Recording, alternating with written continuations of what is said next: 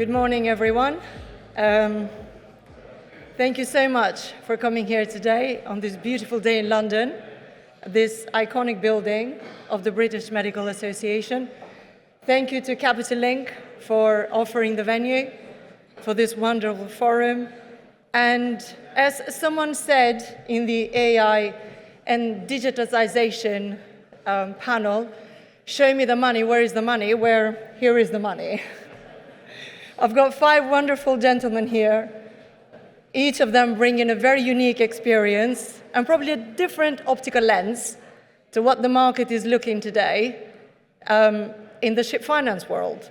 We're obviously going through a very turmoil situation worldwide. And probably on a lighter note, thank you so much for being here today and not tomorrow at the Trump reception. And probably I would only have half of the room available here. So I'm very honored to have everyone here today. And it is obviously with great pleasure that I have here for Citizens Bank, I have Berenberg, Meerbaum Capital, and ICBC Financial Leasing and Neptune Maritime Leasing. Different experiences, but just as Martijn Hubert just told me right now, at the moment in this geopolitical situation, we're all deputy sheriffs of what the world is looking like. So starting off probably with the banks, slightly, given the historical connection with the borrowers, we're obviously very tied to the business of the borrowers. Wherever the world is taking them, you're also tied in it. And how are the banks at the moment recalibrating the lending appetite towards the borrowers? How is this affecting the lending and the landscape that the ship finance is currently looking at? And probably after the banks also to look at the leasing houses and the capital fund firms, just to give us a bit of background and what is your experience and what's actually unique or any other cases that perhaps the audience can learn about. Philipp? Yeah, thank you for having us here. Nicholas, for gathering all of us here again, wonderful.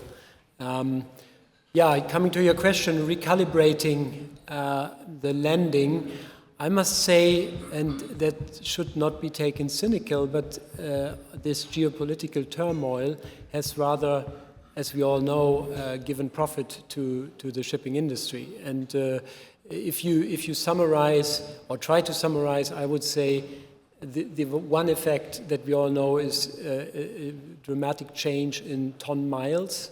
So there is an increase in ton miles by inefficiencies of the world trade. We have probably seen for a long time the most efficient world mobility in the late 2010s, and since then the inefficiencies have grown.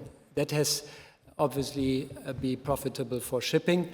So there's nothing to recalibrate. It's rather for us a positive if you look micro on the ship financing side. The other thing which I would mention here is probably as an outcome of all these conflicts and uncertainties is that the world becomes more colorful and more challenging in its multipolar outcomes, if you want. That these world is coming back into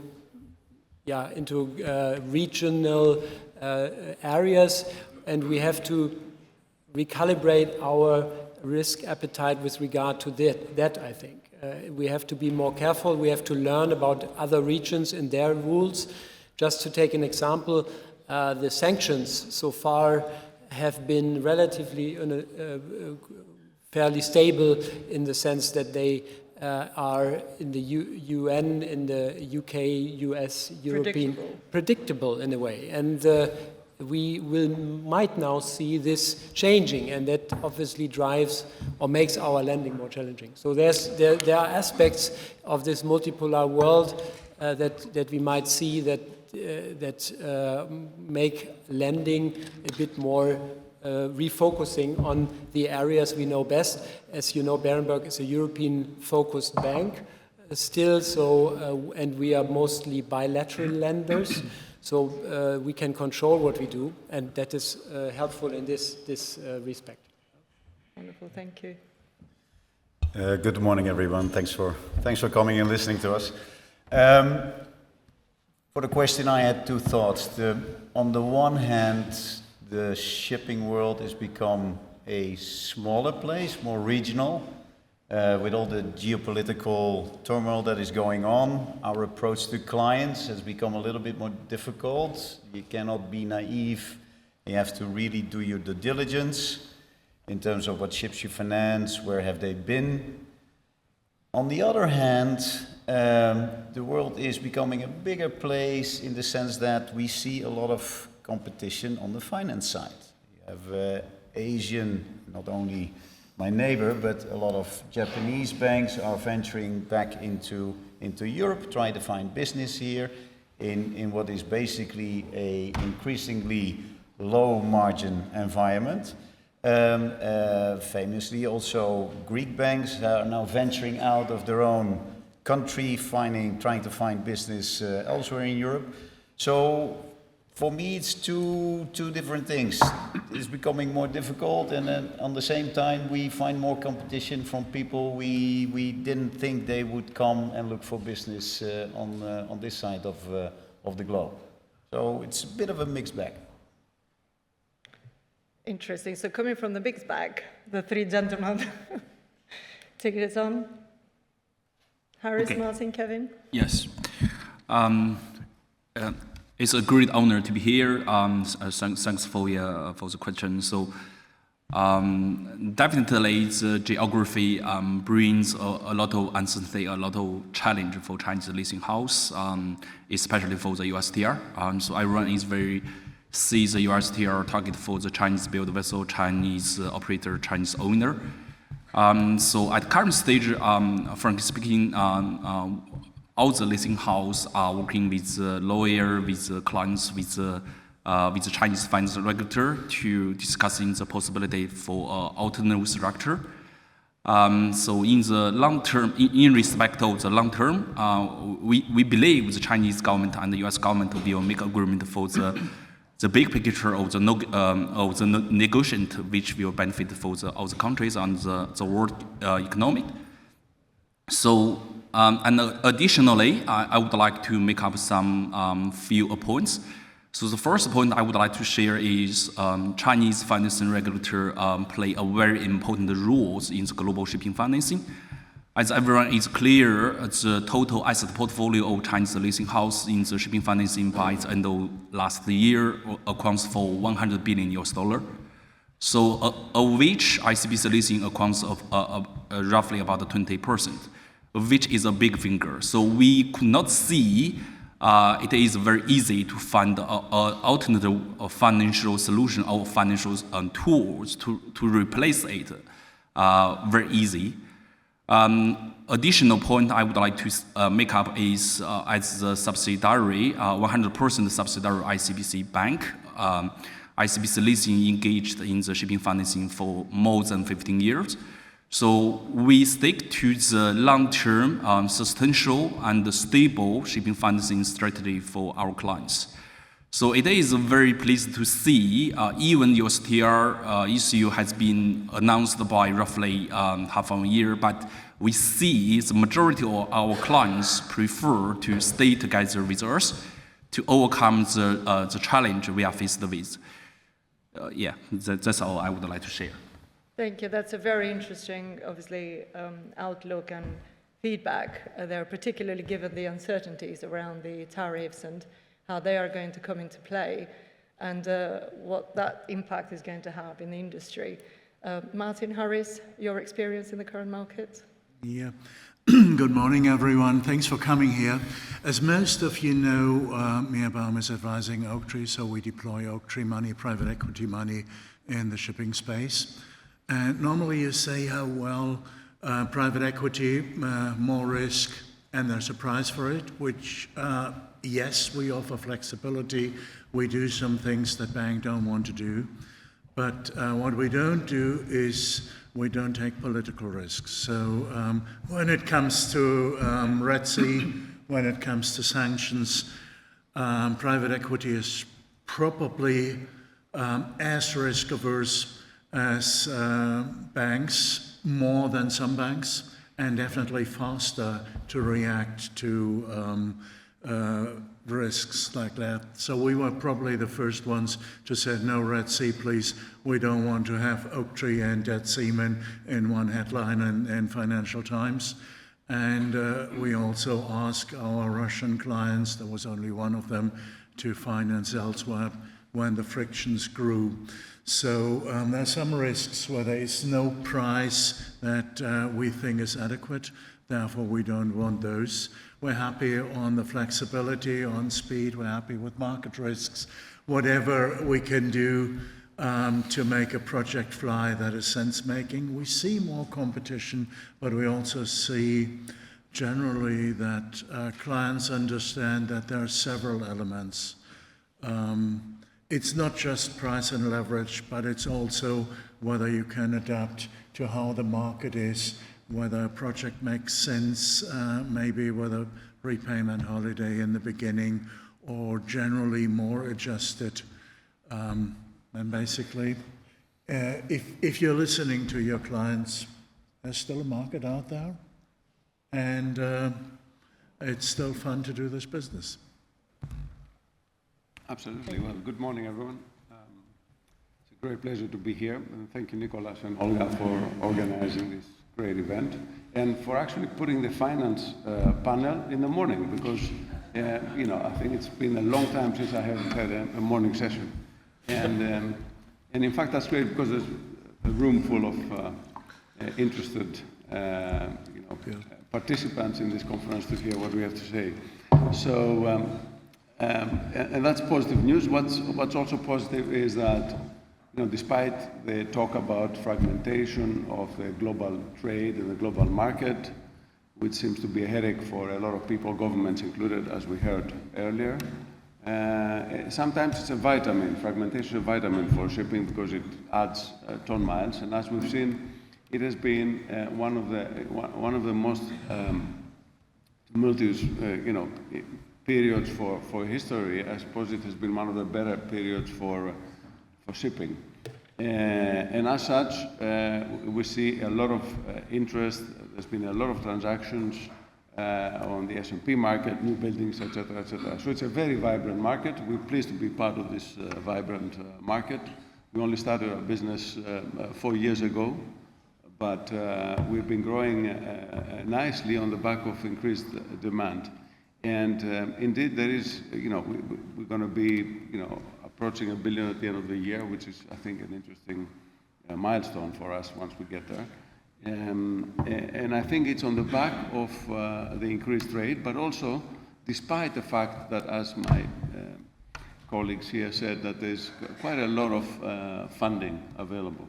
But I want to say, in terms of funding, obviously Chinese leasing is a huge part of the business. As Kevin said, in terms of leasing, it's in billions of dollars. He mentioned 100 billion. We did actually a study back in the office. We looked at, Chinese leasing. Maybe it's about 1,600 ships that we counted that are funded by, or maybe more, funded by Chinese leasing. And very expensive ships for that matter, because a lot of them are new buildings.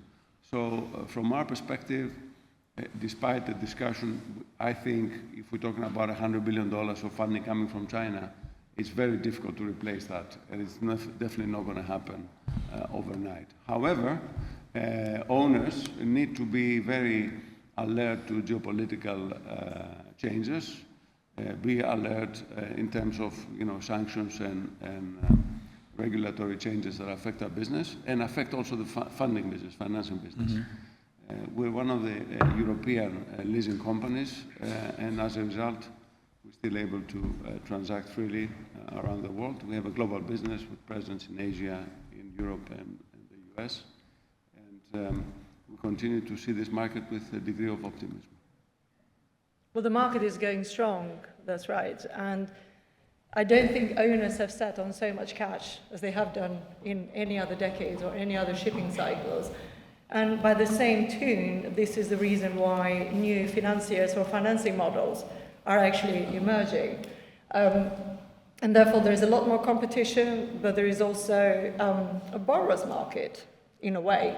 And just to get the panelists' view on any atypical type of lending terms or borrowing terms that you are looking within your various lending structures. Perhaps something unique that you can share with the audience, something innovative. I mean, starting with you, Kevin, for example. I mean, you said that you're looking at long-term and sustainable financing. And obviously in leasing, you probably have a little bit more flexibility. Yeah. Yes. So I think compared with the traditional bank loans, so leasing definitely will have much more flexibility, and we will, and also we enjoy much more innovation. And so in the past few years, we have a very successful several projects which provide much more flexibility for our clients and also as well as ourselves. So we introduced the BDI index in our pricing models, which means we did a lot of index deals by both charter, time charter with some end users. So we benefit from the upside market in the last few years, while we also hedge some loss using the flow rate. So we can also do some time charter, which we see as a very good makeup for our diversified leasing products.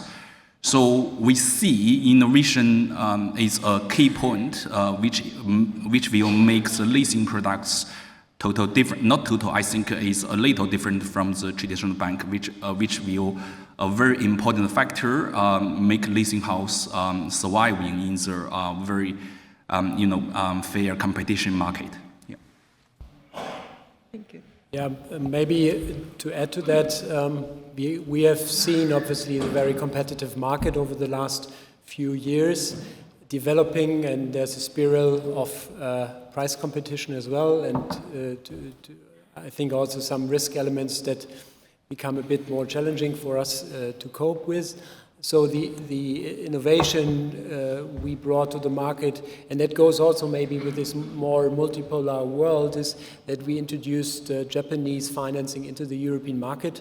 Not that you have not known it before, but I think the Japanese financiers traditionally found it a bit difficult to get into the European market, to understand the very often family-owned small and medium-sized business from their own. So we could build a bridge, so to say, and while we were first of all building the network with the Japanese and build trust, we're also marketing this into the European market now and have closed like 200 million, the first 200 million in the last 12 months with European owners. So there we don't have a stake with our own balance sheet, but in a way facilitating these kind of deals is something we consider to be innovative in this environment. Bringing the two parts of the globe together. Bringing this together, and we are used to work with third-party capital from institutions in Germany, so that is normal business for us, and it will be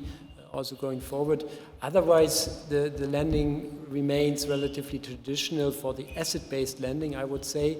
The borrowers have the choice, but maybe one word. There is a lot of funding available, I fully agree with what you said, but maybe it's also a bit the fact that the fleets are deleveraged. So just imagine the new building spree comes and more re-leveraging of the existing fleet takes place. I think there's rather soon there can be bottlenecks also with the number of banks not being larger today, at least for the asset-based financing and the more private debt, private equity-led companies. So I would not be too quiet on that, or not too. I think there might be a re-leveraging and then also more deals on the table for all the banks, and it might be changing a bit. They say necessity is the mother of all invention. So how do you sell money to people that don't need it? Tanker market, container market. So how do you do it then? We came up with the following. We provide an RCF on a per vessel basis that you don't have to draw on day one. You just have a facility that is there when you need to draw money, and basically against debt-free ships, You pay yourself a dividend if you need the money to buy another ship that has nothing to do with us. We sell, if we can, flexibility at a low cost. We're a US savings bank. We're long our own dollars. So they come from a big pile, they go back on a big pile. We don't really care when you need them. We don't really care when you give them back. You pay one upfront fee, and that's it. You pay interest and commitment fee, but no back-end fees.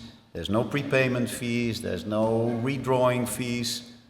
That's what we sell.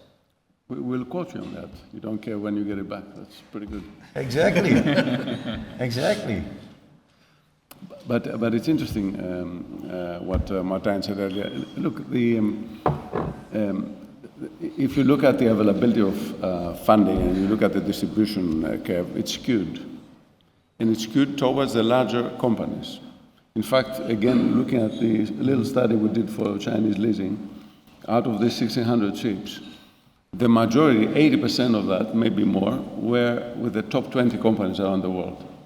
You know, the likes of MSC, CMA, and rightly so, I'm not criticizing it, but I'm just saying, as a fact, they've been funding larger corporations. The banks are skewed towards larger corporations as well. The majority of, at least large banking institutions. So who's left unattended to a certain extent is the SMEs of the world, the SMEs of the global shipping group, which is, what we're looking at, I suppose. Not exclusively, but attentively. So I think even there is competition, but there's always a need for younger companies to attract funding for their ships. And sometimes I've compared ourselves to the venture capitalists of shipping finance, in the sense that we help, smaller companies, younger companies, entrepreneurs to, achieve their dreams of growing a nice shipping company. And we need to make sure that the shipping companies, the fleet, the ownership gets renewed. Otherwise, what happens? You have agglomeration, you have a concentration of power, and that, of course, is something that no one really needs and wants to see. Yeah. Generally agree with you, Horace, like most of the times.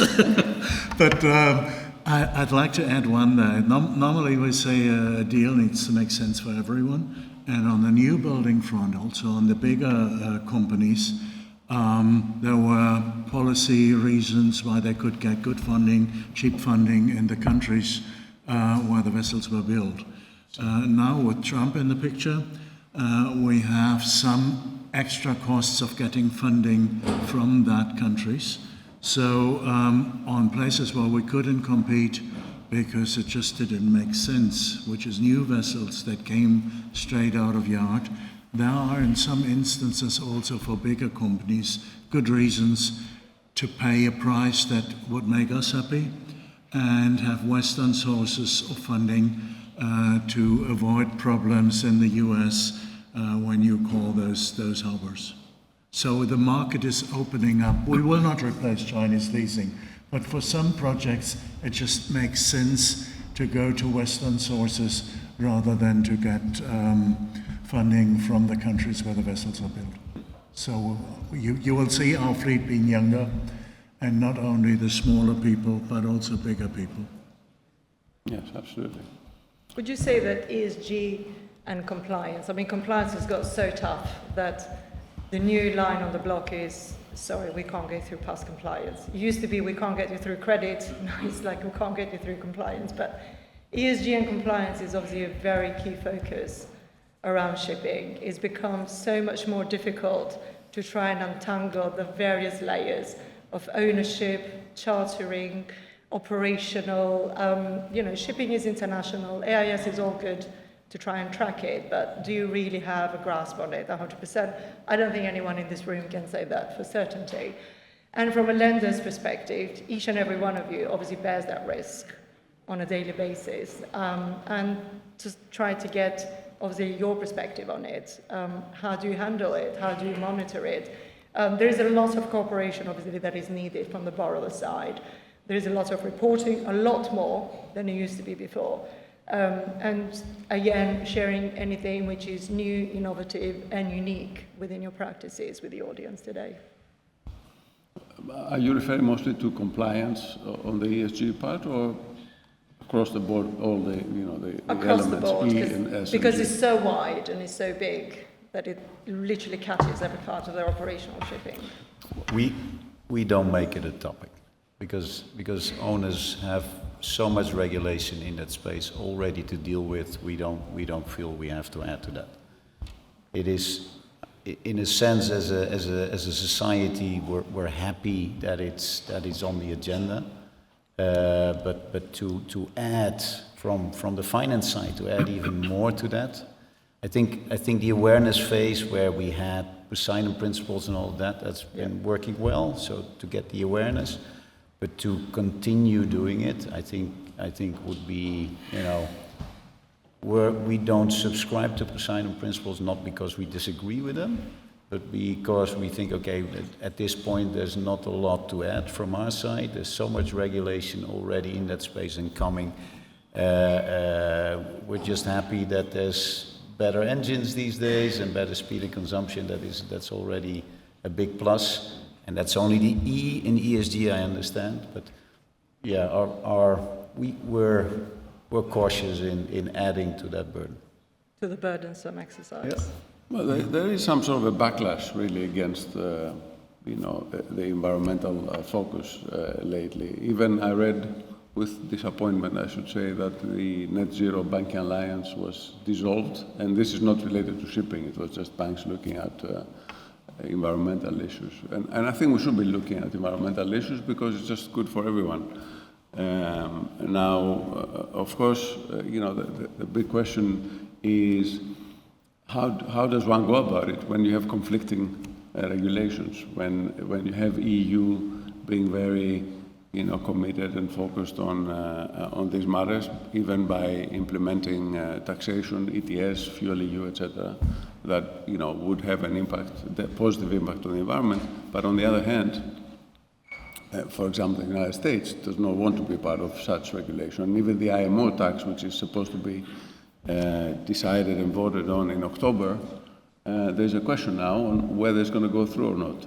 And if it doesn't go through, or if one very large country, such as the US, doesn't want to be part of it, what other large countries are going to do? What is China going to do, or Japan, about their ships being taxed, whereas ships of other nations or flags are not being taxed? So it's a very difficult, I suppose, equation to solve. And we just need to make sure that we're all alert and do the best we can. And one of the things in terms of doing the best we can, we said all along that we are keen to help owners implement measures that will improve the environmental profile and impact of their fleets. We're very happy to fund, retrofits and increase the level of lease that we provide to people in order to facilitate these retrofits. But I have to say that even that is not sufficient, because the reality, we did a client event last year where we actually, together with a couple of ABS, as a matter of fact, Classification Society was there, and Lloyd's Register helped us, and we dissected what does it mean actually for a Kamsarmax vessel to be compliant with the new rules and regulations. And that's of course a decision of the owner. Does the owner need to be CII compliant and be at sea, or are they happy to be at D or E? Assuming that they want to be at sea level, which means just compliant, there was just not enough retrofit that you could do to stay compliant for a very long period of time. So you could stay compliant if you do all those retrofits for 2 or 3 or 4 years, but after that you needed either a major overhaul, moving to an engine retrofit, which is of course a very expensive exercise, for example LNG or methanol, etc., or you need to buy a new vessel. But even the LNG business now is being questioned because the new regulations, the IMO regulation, does not favor LNG as a fuel. This is what was being discussed earlier in the panel. So it's a very volatile environment, and I understand that when the owners are getting upset about it. Mm-hmm. Well, from our perspective, a European perspective, probably a different dynamic. Or me or you? You. Okay. I think we all want a clean environment. We all want well-run shipping companies. So that's not really a debate here. But what I think is important is whether a company is well-run or whether a company is well in producing paperwork. And I haven't really gotten the impression that filling in a form that ends up in a bank's shelf and is never looked at again is making the environment any better or is making the companies or the vessels or the seafarers' life any better. So what we're looking at is a company well run? Do they know their technical stuff? Do they treat their seafarers well? Do they have seafarers coming back and being retained? Do they have good counterparty risk control? So don't they charter to people where they end up with unpaid charters and $1.5 million in unpaid bunkers arrested in Mombasa somewhere? And we then have to come in as a cavalry and bail them out to get the vessel running again. So I'm more concerned about a vessel being run well by a company in all aspects rather than filling in a 5-pager about having a gym operational with a rowing machine and a boxing machine. Well, that's actually very true, because efficiency, being sensible, and being a very good operator is much more important to the lender, because, as you say, you don't have to go in and bail them and spend more money to get your money out. Yeah, so I also would like to share some views for the ESG. So ICBC Leasing is a very responsible financial institution, which means we shall pay a lot of emphasis on the environment issue. So in respect to our financing strategy for the ESG, so we have a separate financing strategy for the different environment vessel. So regarding for the new building vessel, we are more we have much more priority for the dual fuel vessel, dual fuel LNG, dual fuel methanol vessels. We have much more favorable and attractive financing terms and conditions for the environmental vessel. In respect of the second-hand vessel, we have very strict requirement for the age, for the profile, for the tenor, as well as the leverage. When we do the second-hand refinancing, we also have a requirement for the CII rating of the vessel. So this, hearing from a lot of discussion from this gentleman, I can understand. I can understand. Maybe the ESG is not related with the true risk of the asset, but as the state-oriented company, we shall to comply with the environment requirement of the world as well as China. So we shall to choose our financial strategy to bear in the ESG. Thank you. Philipp, anything to add? Yeah, just a statement on EU regulation that is out there and that is probably not as dynamic as it has been. We jump as high as we should, so we have made our funds which are basically the provider for our financing, and behind which you find these insurance companies and pension funds that work with us, and so this is compliant with Article 8, which is the EU regulation for funds, and this Article 8 is basically asking for some data at the moment, and I think the institutional investors, they need these data these days. So there will be not a return to pre-regulation, I don't see that, but I don't see the dynamic there, and we jump as high as we should. So we still see a value in financing second-hand vessels, and we will do going forward. And this is what we made sure by not going for the Poseidon principles, but rather finding our own scheme, which we developed with Ocean Score and which is working well. And that's very important, because it's quite clear from the panel today, one size doesn't actually fit all. And having the flexibility from the borrower's perspective and from the lender's perspective makes the market more dynamic. It's not just about sourcing the capital. It's about being agile, being innovative, and having a collaboration with the borrower and the charterers and everyone within the operational scheme of it. Compliance is important, ESG is important, but yes, we need good operators. We don't need rogue operators, we need good ships. I mean, shipping generally does get a really bad reputation for pollution and everything around it, but 95% of the world's good does go by ship. So we really do need those Amazon packages coming through for all of us. Luckily, and it's never happened before, 6 years of me moderating this panel, I actually have 4 minutes left on the clock. And I was wondering whether any of the panelists would like to add something, or maybe we can take a question from the audience. I just want to pick it up, sorry, one comment from where Philipp left it, because, you know, we say regulation, there's no way back, but you know, what we see is people started looking at the numbers now, and we see that, I read recently a report that these Fit for 55 policies are going to reduce GDP by 2.1% between now and 2035 in Europe. That's, you know, that's significant where other parts of the world are growing. So that's why you need to have a level playing field, I think. And I don't know how long, you know, in Europe we will be able to keep on pushing through with these regulations. In China, last week there was this large summit under the auspices of the President Xi Jinping with, you know, Russia, India, and a number of other powers. And they signed the Power of Siberia 2. This is a pipeline of natural gas that goes from Russia to China, and it will be supplying 50 billion cubic meters of gas annually for the next 30 years. And that's the second one, because there's one already, apparently.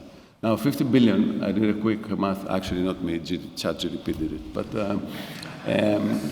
apparently this is 50 LNG tankers, LNG carriers worth of shipping.